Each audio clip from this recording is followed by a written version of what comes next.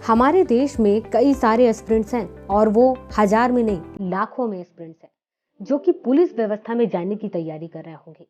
वो चाहे आईपीएस बनने की तैयारी कर रहे हो, चाहे डीएसपी बनने की तैयारी कर रहे हो, चाहे एसआई बनने की तैयारी कर रहे हो और चाहे कांस्टेबल बनने की तैयारी कर रहे हो।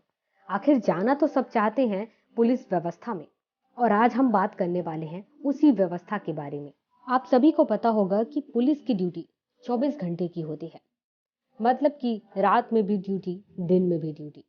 और इस तरीके से 24 घंटे की ड्यूटी ये कोई छोटी मोटी बात नहीं होती है। एक इंसान को 8 घंटे सोने की जरूरत होती है, खाना पीना, फिर उसके बाद मनोरंजन की जरूरत होती है।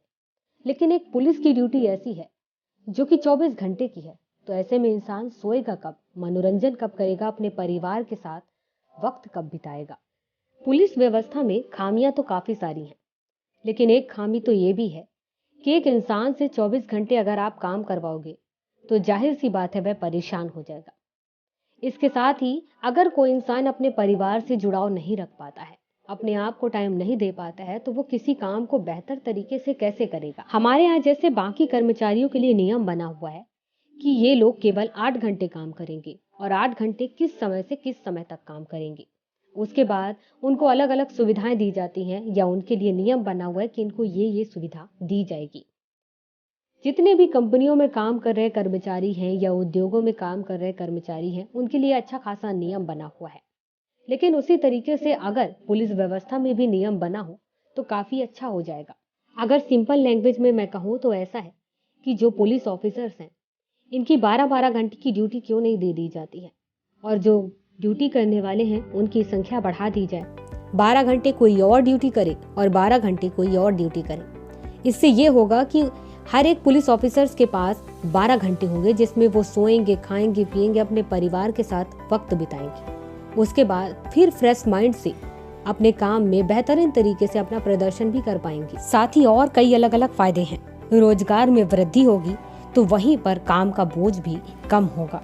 और इसके बाद जब काम का बोझ कम होगा तो जाहिर सी बात है जो पुलिस है वह अपना वर्क बहुत अच्छे से करेगी, जिससे जनता के पास जो समस्या है उनका निपटारा बहुत जल्दी होगा और जनता संतुष्ट भी होगी।